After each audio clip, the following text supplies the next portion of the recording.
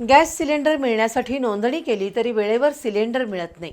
त्यामुळे वैतागलेल्या ग्राहकांनी आज संभाजीनगर परिसरातील संदीप गॅस एजन्सी विरोधात रोष व्यक्त केला।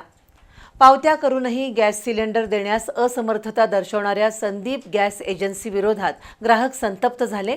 त्यांनी रास्ता रोको करून एजन्सीचा आणि जिल्हा प्रशासनाचा निषेध केला। पोलिसांनी वेळीच धाव घेऊन नागरिकांची समजूत काढली।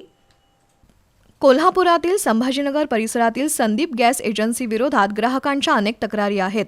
आता तर आखाती युद्धाचं कारण पुढे करत या गॅस एजन्सीकडून ग्राहकांना सिलेंडर देण्यास टाळाटाळ होतीये। आज पहाटेपासूनच अनेक ग्राहकांनी संभाजीनगरमधील संदीप गॅस एजन्सी समोर गर्दी केली होती। 2 दिवसांपूर्वी पावत्या केलेल्या नागरिकांनाही या गॅस एजन्सीकडून आज सिलेंडर उपलब्ध नसल्याचं सांगण्यात आलं।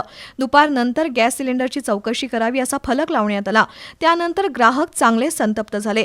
सकाळी 10च्या सुमारास नागरिकांनी रास्ता रोको करून गॅस एजन्सी आणि जिल्हा प्रशासनाविरोधात जोरदार घोषणाबाजी केली। गॅस एजन्सी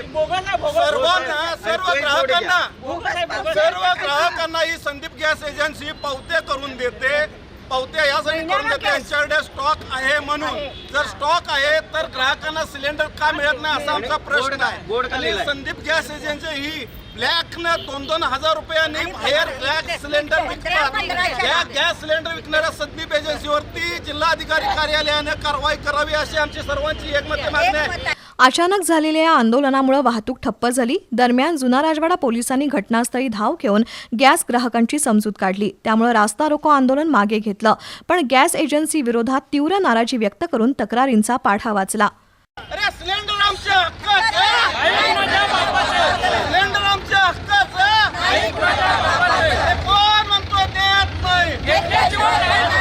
काही श्रीमंतांच्या घरात आणि आलिशान हॉटेलमध्ये याच एजन्सीकडून गॅस सिलेंडरचा पुरवठा होत असल्याचा आरोप काही ग्राहकांनी केलाय। सर्वसामान्य नागरिकांना गॅस सिलेंडर देण्यास टोलवाटोलवी करणाऱ्या संदीप गॅस एजन्सी विरोधात जिल्हा प्रशासनानं कारवाई करावी अशी मागणी करण्यात आली आहे।